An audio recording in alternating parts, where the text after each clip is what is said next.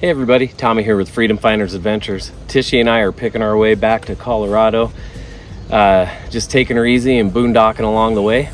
And we finally have found some time to get all of our treasures together that we found at this amazing metal detecting event we went to back in Greenville, Missouri.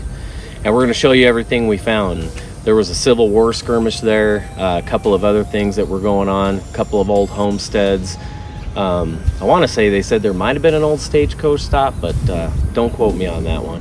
Regardless, we're going to get right into it. I'm going to go show you all our treasure we found. Hopefully you like it as much as we do. Let's start off with a couple of Mercury dimes that we found. If you've ever gone metal detecting, then you know exactly what kind of sound that silver makes when you swing your coil over it. It's that kind of sound that kind of makes your heart skip a beat, and that being said, these are absolutely a blast to find. The Mercury dime, officially known as the Winged Liberty Head dime, was minted in the United States starting in 1916 all the way up to 1945. It was designed by sculptor Adolf Weinman.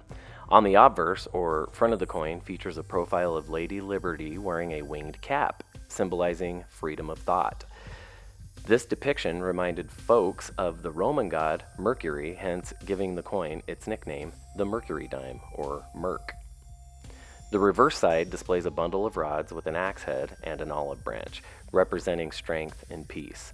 The dime's design emerged from a national competition aimed at beautifying American coinage back then. It is said that groups of soldiers in World War II carried Mercury dimes with them as good luck charms during the war. These dimes, with their association to liberty and freedom, were believed to bring luck and protection to the soldiers fighting for their country. They contain 90% silver, which makes them valuable not just for their historical and numismatic worth, but also for their precious metal content. This high silver content means that even worn dimes retain significant value, especially as silver prices continue to rise.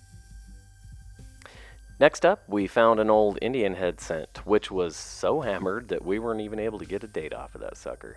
These bad boys were minted from 1859 up to 1909, at which point the Lincoln head wheat cent came into circulation. We did find a good handful of those, and here are a couple of the better specimens that we were able to dig up. These were minted through the year 1958, though they still have a numismatic value of 1 penny. The scrap value of any copper cent at the moment is right around 4 cents, depending on the price of copper. With all those copper pennies you have in that jar in the closet, you might be 4 times wealthier than you even imagined. Okay everyone, a quick interruption in the treasure so we could show you this little gem that we found as we were driving through a little town called Mullenville, Kansas. Wasn't much there but this, and maybe a gas station, which I think was closed. Regardless, this is why we like to drive everywhere, so we don't miss out on little pieces of America just like this one. Hope you enjoy it.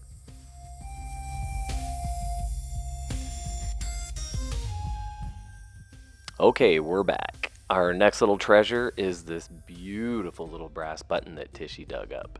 This button dates back to the World War II era, and it was worn on the uniforms of all of our Navy personnel. And for our next treasure, we have a piece of a flame glow lipstick container. This lipstick was made in the early 1900s, and this one actually still had a little bit of red lipstick inside. Super cool find. Just love finding stuff like that. That brings us to our last find, and probably my favorite of the trip. This is a 2-ring musket ball, often referred to as a mini ball. They were a type of ammunition that were primarily used during the mid-19th century. These conical-shaped bullets with 1 or more grooves or rings were invented by Claude Etienne Minier, a French army officer, in 1849. The mini ball was designed to expand upon firing. This ensured a better seal in the rifle barrel, which improved accuracy and range compared to previous spherical-shaped musket balls. The design became widely adopted during the American Civil War from 1861 to 1865, with various modifications including different numbers of rings.